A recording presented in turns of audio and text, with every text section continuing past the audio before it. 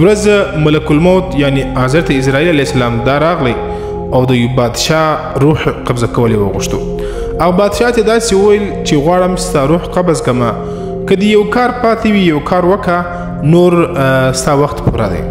بادشاه ورته وویل هغه نیک انسان و بادشاه یو ډېر صالح انسان و ورته ویل چې ای اسرائیله زما روح قبض کا دین علاوه بل زما کار نسته په شوق باندې زما روح قبض کا د دین علاوه بل ښه کار به کم وي چې زه د الله سره ملاقات وکم او زه د الله ملاقات ولاړ سم. ګوره دا نیکان خلک چې دي دا د الله ملاقات په شوق او په انتظار دي دا د مرګ څخه دوی نه ویریږي. نو چې کله ملک الموت دغه د بادشاه روح قبضه کړه او لاړې اسمان ته د اسمان فرشتو د ملک الموت څخه پوښتنه وکړه چې تا چې کله د روحونه قبض کوې تر اوسه پورې پر چا رحم راغلی چې تا د دغه څخه روح قبضه کولو په وخت کې رحم دې پر هغه راغلی دی او که نه دی راغلی؟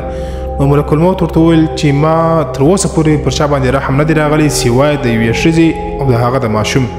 چې یو زنانه وه هغه حامله وله په نس باندې کوچنی و هغه په ځنګل کې یوازې وه تنها وه چې کله دې دا کوچنی وزېږوي کوچنی د دې نه پیدا سو نو په دې وخت کې ما ته الله حکم وکړي چې د زنانې روح چې دا قبض کړه. ما پر دې ماشوم باندې ډېر زیات رحم راغلی چې دا بیا چا ته پاتېږي دا بیا څنګه ژوند کوي د دې تربیه به څوک کوي؟ او فرشتو ورته ویلې چې تا ته معلومه ده چې د کوم سړي روح تا نن قبض کړی دا کوم بادشاه دا بادشاه هم په اصل کې هغه کوچنی هغه ماشوم و چې هغه د مور نه یوازې په ځنګل کې پاته سوی و. نو الله رب العزت څومره قادر ذات دی څومره ښایسته ذات دی چې څوک د الله سي څوک الله ته نږدې سي د هغه حفاظت الله کوي